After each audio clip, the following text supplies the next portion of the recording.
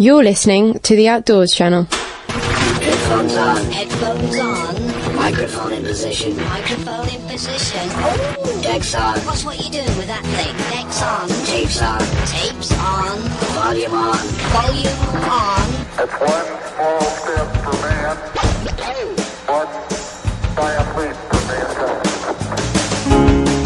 Hi everybody, hi and welcome to the Outdoors Channel magazine show.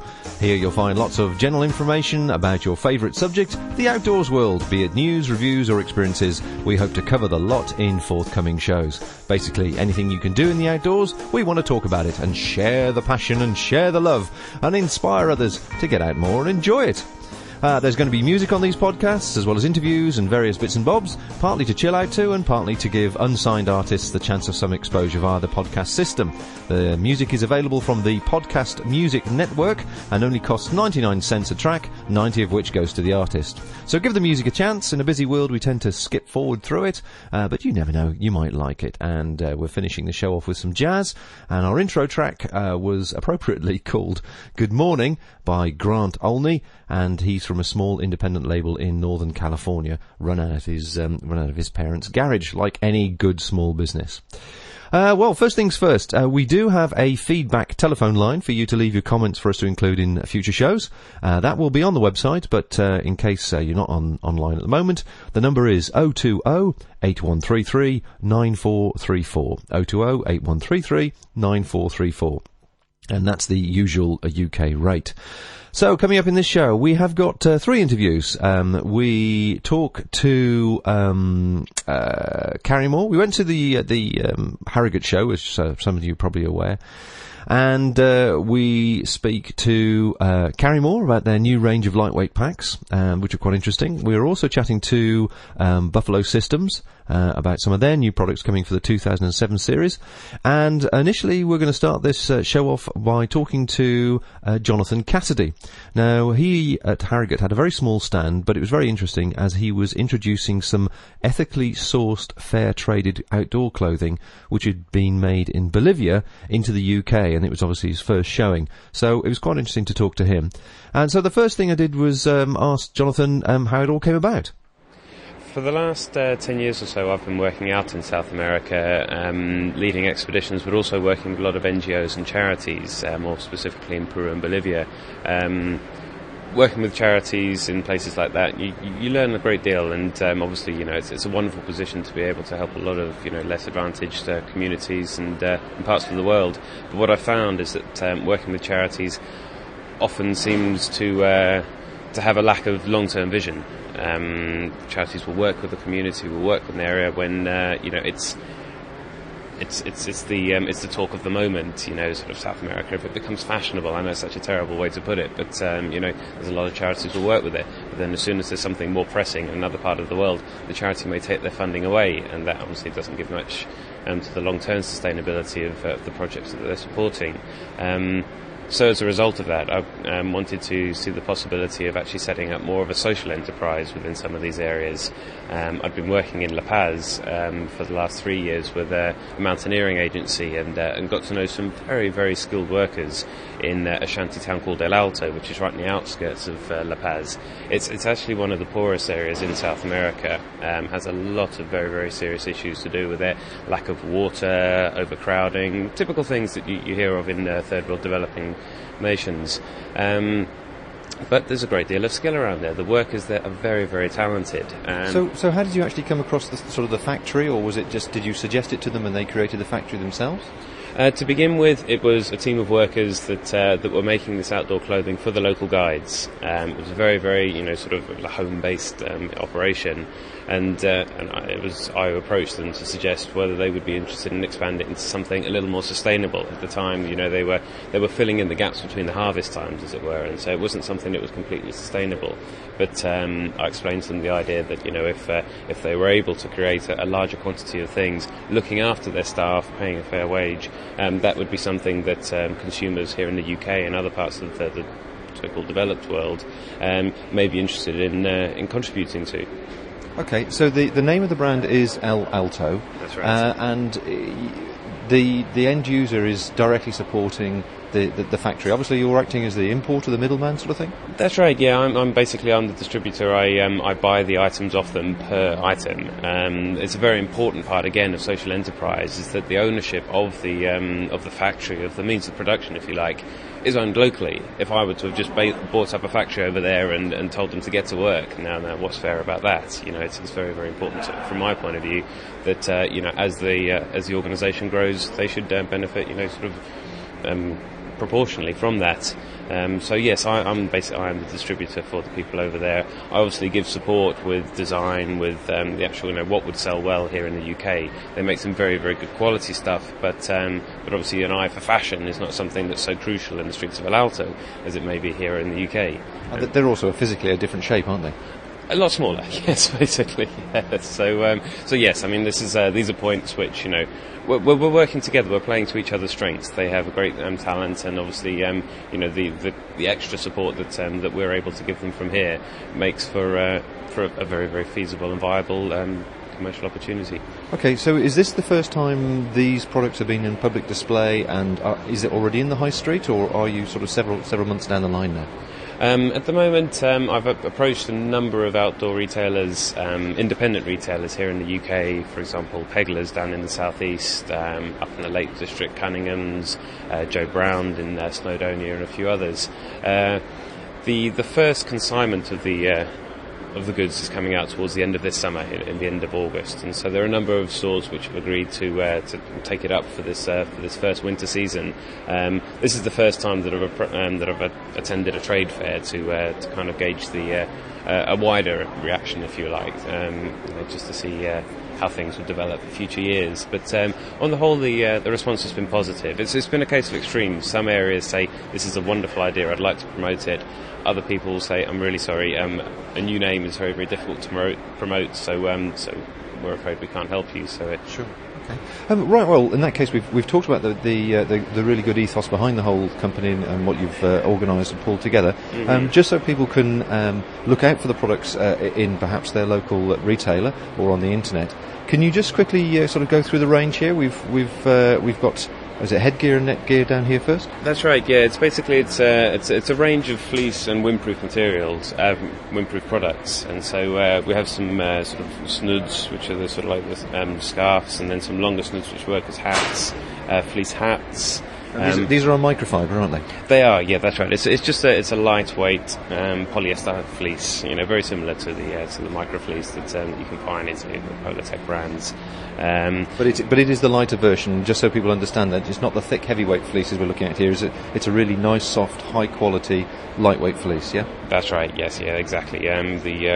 We found that this is something that even up in the the mountains of Bolivia is something that seems to be a lot more useful. The thicker ones just make you sweat too much. Yeah, absolutely. Okay. Okay, and then we've got jackets and gilets and trousers. Is that right? That's right. Yeah, we've got lightweight tops as well, long sleeve tops, and which come with zip collars, and then also with thumb loops on the wrists as well. Right. So and it's also, you've got a female and male cut, so it's not just one universal size. Exactly, that's right, yes. Yeah, so it's a very, very fitted cut for the female, and then less so obviously for the male. There are fleece trousers, and then also, as you say, there's the jackets and gilets, which come in a windproof and also just a regular fleece material, slightly more heavyweight than the hats and the tops. I think it might be worthwhile pointing out here in the marketplace, it's very, very rare you see a female lightweight fleece with no hood. So I think people should be aware of that when they're actually looking for this product. Now, the colour I see is black. Are they all going to be black? For this year, yes, that's right. Yeah, it's from our point of view, and also from the from the factory itself. It was a colour they decided was a safe colour to test the water with. There are some of our products, the more lighter weight ones, the trousers and the tops, which come in black and grey. We feel that that's something that we think there's going to be a bigger uptake on, so there's a little more variety. In time there'll be more of a variety of colour, but to begin with we're just working with the blacks and the greys. What's the breakdown of the sales then? How do the sales work out as regards percentages? Are they getting a fair pay for a fair day's work? Absolutely. Well, as I say, I mean, we personally here in the UK are just buying the products off them per item, but that price is obviously agreed with a fair wage, with fair conditions, and a fair treatment, very, very much in mind. And do you oversee that to make sure that happens? Absolutely, yes. We travel out there regularly. The standard was set to begin with, and it's something that we keep a tab on very much so. And so although in reality we are just buying them off them per item, there's constant communication with them to make sure that this is the selling point of the product, and so it can't lose that. Beyond that as well, we're also conscious that we're trying to support as many different concerns and campaigns as we can do. El Alto has become a member of 1% for the Planet, which I'm sure many people listening to this are aware of. So 1% of our sales go towards that network of campaigns and causes, and also on top of that, 1% of all of our revenue goes to local Bolivian causes. More specifically, the cause that we're supporting this year is actually a sanctuary for wild animals confiscated from the pet trade, something which is a very, very big issue in Bolivia at the moment, and they've just got more work than they can handle at the moment at this sanctuary, so we're really pleased to be able to support them some. Excellent. Well, I must congratulate you on the ethically sound policy of the whole business and the whole concept and the products. And the products do look very, very good, so I must ask people to keep an eye open for that. Obviously, if they can't find it currently at the moment in the high street or in the next few months, is there a website where they can pick the details up from you about the products and also the latest retailers to stock it? Yes, that's right. Yeah, they can have a look on our website. The website address is www.elalto.co.uk. And that's spelt ELALTO.co.uk. Well, thanks very much indeed for your time, and lovely to meet you, and I wish you the best of luck with the business. Brilliant, thank you very much. So that was Jonathan Cassidy there from El Alto, and good quality products, and definitely if you're wanting to support ethically sourced goods, then I suggest you have a look at the website and follow that up and see what contacts. But if you're obviously near Peglers, it's nice to see that somebody's taking them on, the products on straight away, which is really good. What else? Well, I mean, Harrogate was really busy. Several halls there. It wasn't the biggest show in the world, but it certainly gave me time to go around and speak to various people. One of which was Buffalo Systems. Adam Thomas, the sales and marketing manager there. It was nice to see Buffalo. Obviously, very well known on the hills, particularly during the colder seasons, the colder months. Very tough products, and so I was just asking him how he was finding the current demand in the UK for the Buffalo products. The demand's always been very high for the brand. It's got a very good reputation. People know it works, and a lot of it is passed on by word of mouth, whether it's your mate has a Buffalo shirt, you see how comfortable he is in the hills and you go and buy one as well, or enthusiastic shop staff say, you want one of these, this is brilliant, they work, and that's one of the other ways that the brand is promoted. Yeah, I mean, you're very conscious of your end user. I mean, they're fairly hardcore, sort of serious people that want a product that's going to be really tough for them. Yeah, they're hard, they're enthusiastic users who go out in all conditions. They're not as so much your fair weather walkers. They're out there all the time doing it, whether it's just going out in the local rolling hills or climbing the hardest mountains. It's more they're out there enjoying it all the time. Yeah, I mean, I've certainly seen a lot of people on the hills wearing Buffalo, particularly during the winter months, and the climbers. And I know the thicker jacket is probably one of the most popular ones, is it? Yeah, the thicker, the active shirts, Special 6 shirts. They're what a lot of people know about us. But there's a lot more in the range. We've thinned the pile out, to put it easily, and there's a superb spring, summer, autumn range of clothing which does exactly what the winter shirts do, but in milder conditions. Certainly. Well, here we are at Harrogate now, and it's July, obviously. So, can you tell us what's coming for the coming season into 2007? Well, we've just launched a couple of new jackets: the fell jacket and the alpine jacket for men and ladies. Alpine jacket being the thick, warm winter jacket, the fell jacket being the thinner spring, summer, autumn, but can also be used in the winter combining other clothing. But unlike the normal buffalo clothing, it's very nicely stylised, very well tailored, beautiful attention to detail, which is a little bit of a first for buffalo. The jacket looks really nice and it works superbly well. Okay, can we have a look at one of those jackets? This is the fell jacket. This is the man's version of it. You've got a long zip at the front, really good attention to detail on the seams, very nicely tailored, so it fits the man's form very well, and complementary for the women's figure. It's using similar fabrics to we've always used, but we've sourced some new outer materials which aren't quite so shiny, give a really nice soft, gentle look, not quite so hardcore, a little bit softer on the edges almost, but works superbly well. So it's fairly but quiet also in the wind, I gather. Yes, very quiet. The fabric is a very low rustle fabric, so not everyone's not gonna hear you coming towards you. It's just a nice, quiet jacket that you would look good out in the hill, but you're working in the hill as well. Okay, I see you've got a built-in hood. So it's not a removable hood as per your normal. No, this has got a fixed hood which folds away into the collar. You've got a semi-stiffened peak on it, and a volume adjuster at the back, so you can just pull it off the front of your face a little bit, but also the volume adjuster works to roll it back into the neck to form a slightly more padded collar.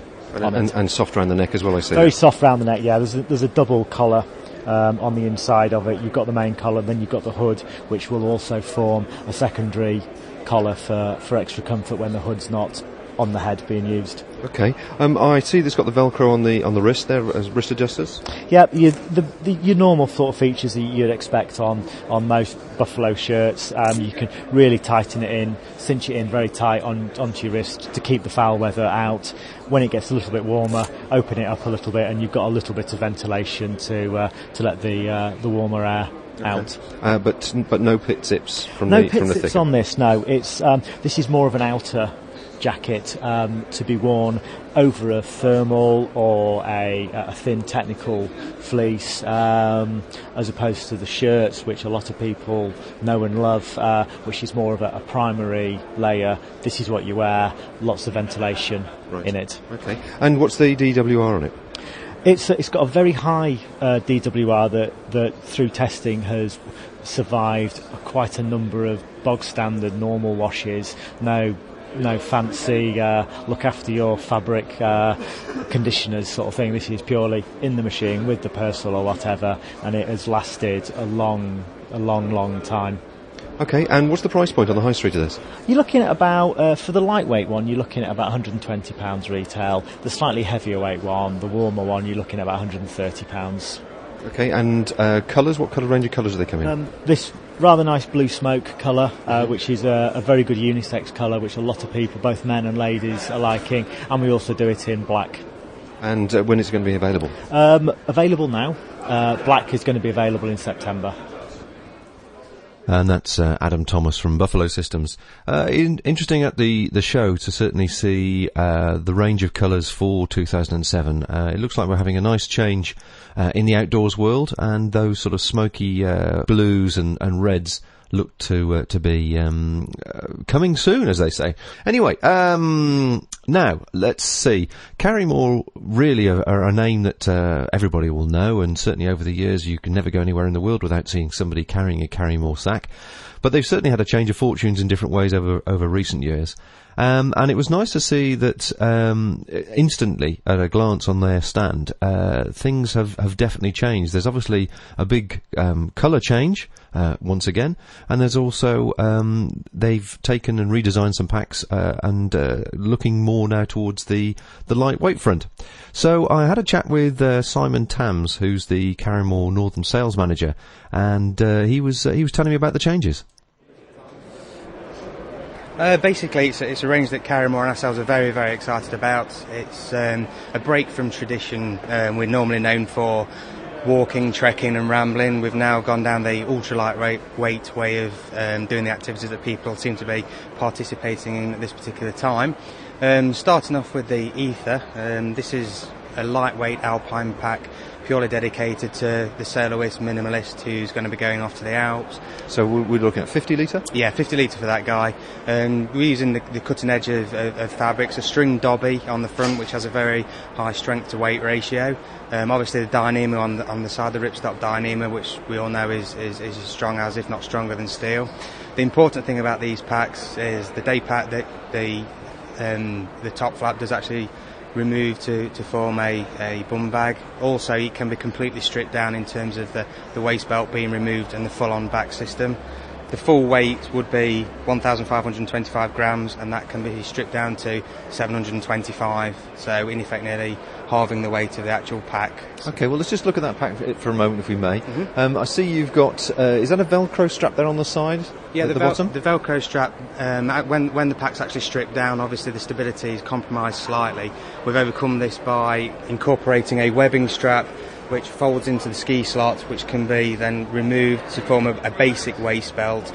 The strap at the side, as well as incorporating the wider skis that are available these days, also can be pulled tighter to aid stability when climbing, descending, or indeed, if needs be, if the customer was a fast-moving fell runner, perhaps who wanted a slightly larger pack, it does become very stable on the back during the move. Okay, so I can see you've got the two compression straps on the side there, and you've got that very, very deep pocket as well. So obviously I can see you're catering for a lot of markets there. Yeah, the deep pocket was a design. We did actually look at one that was a little bit shallower just for a drinks bottle. But again, we figure that people are carrying lightweight smocks, etc., that they'll be putting on and taking off. They need somewhere to stash it quickly, get it quickly with ease. The pockets do actually extend out and back away from the user, so they don't hinder the user if they're using trekking poles or ski poles. They've still got freedom of movement. So we're quite pleased with that simple but effective feature of the pack. On the front here, I see we've got a large mesh pocket. I presume that's not an expandable one. It looks fairly sort of compact. Again, it's going back to the side pockets we've just been talking about. If anybody's using anything wet and the weather takes a turn for the better, they can stick it in there and it'll drip dry from the heat of the day.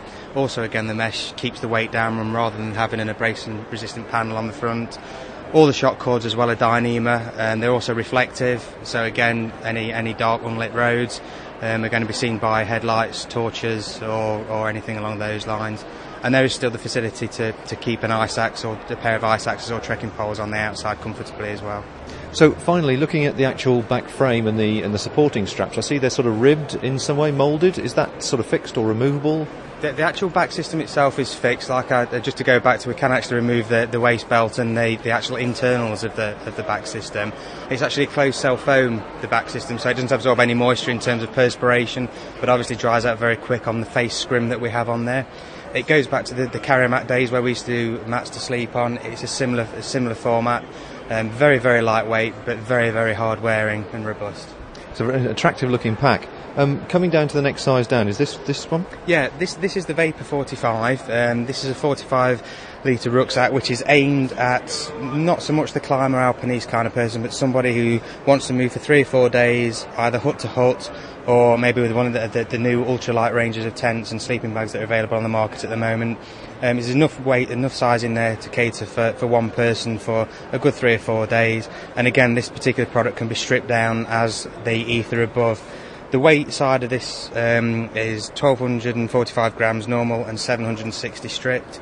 So for the minimalist, it's just an ideal pack to go for the 3 or 4 day trek or expedition across the Alps using a hut. And I see, again, is that facility there for skis? Yeah, exactly. The features of the Vapor are indicative of the ether that we've just been looking at. It's just basically, in terms of its size, it's obviously 5 litres smaller, and it hasn't got the alpine features that we have really for that is on the ether for the axes, the little bit more robust material for the axes. And the colour range that I see here, I see there's a nice red and a nice sort of pale blue there. It's not too pale. Are those the two main colours? We're also doing Macaw, which is on the green pack that you see next to the ether there. That is we took a little bit of a gamble. It's a very European colour.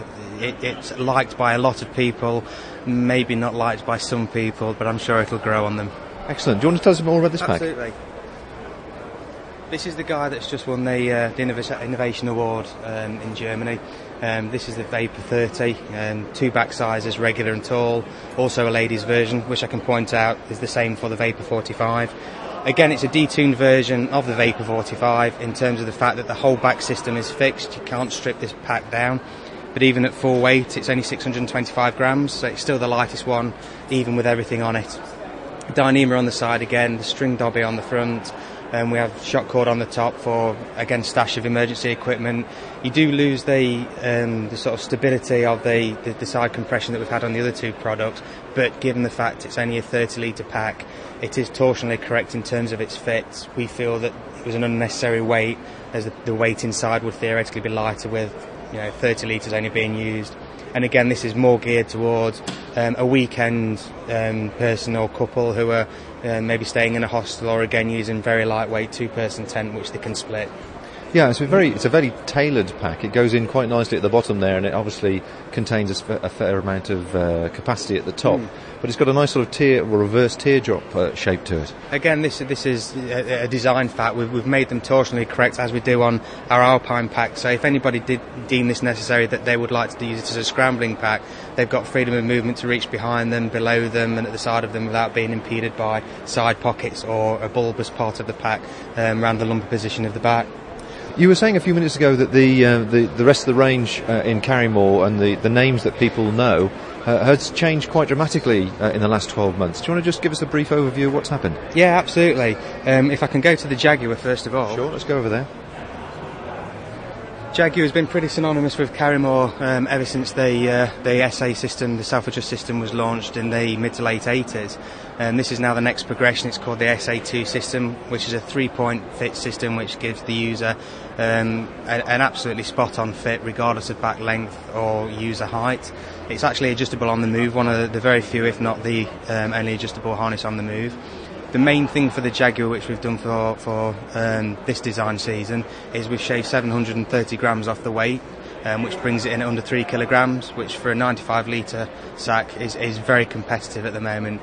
Again, using technology from the X-Lite range, which we've just been talking about. The string dobby is incorporated through the face fabric.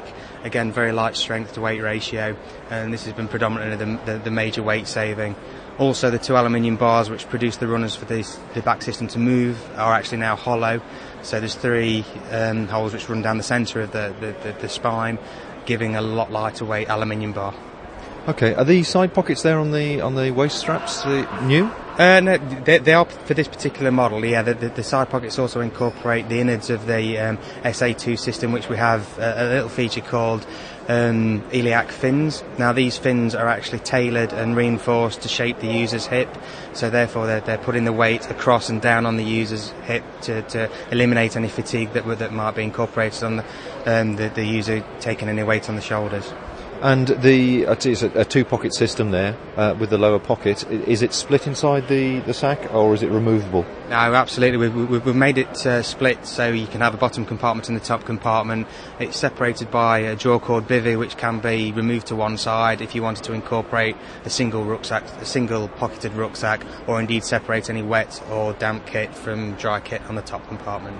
So generally across the Karrimor range, there's a new range of colours here. I can see everything just looks that little bit lighter somehow. We've sharpened everything up. We've had a nice free range on the colour palette for this year, which you commented on, which is nice that you've actually noticed. We've gone away from, while there is still blacks and greens in the product range, they're nicer shades of green. We've also incorporated lots of reds, golds, also marines and rose colours to appeal to ladies and gentlemen. And even on the school market, there is a definite boys market and a definite girls market, with features that do incorporate schools, like helmets for if they cycle to school, and they will tote school books, and they're reinforced everywhere, as kids tend to generally destroy most things.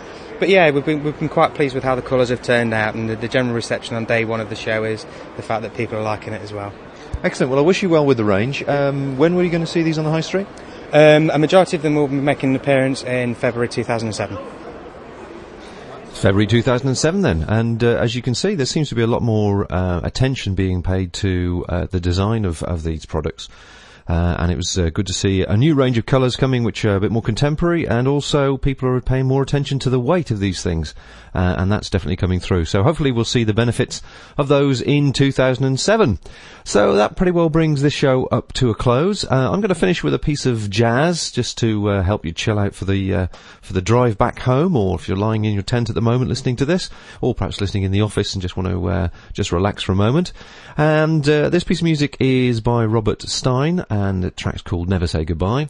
And her debut album, apparently Daydream, she brews up a genre-bending blend of original jazz and bluesy folk tunes with sultry enchanting voices per song. I'll get it right in a minute. And she's from Florida in the US. We'll try and get some English bands on as well when I get hold of some. And don't forget, all the music can be found on the Podcast Music Network. Just dial in the person's name and you'll find their tracks that are available. As I say, feedback is available on 020-8133-9434. Love to hear from you. And we're going to slowly chill out now and get ready to put together the next show, as I've got several other interviews from Harrogate to introduce to the Outdoors channel. So that's our first magazine show. Hope you've enjoyed it, and we'll be back very soon. This podcast is produced and hosted by the Outdoors channel. To find out more, visit theoutdoorschannel.co.uk.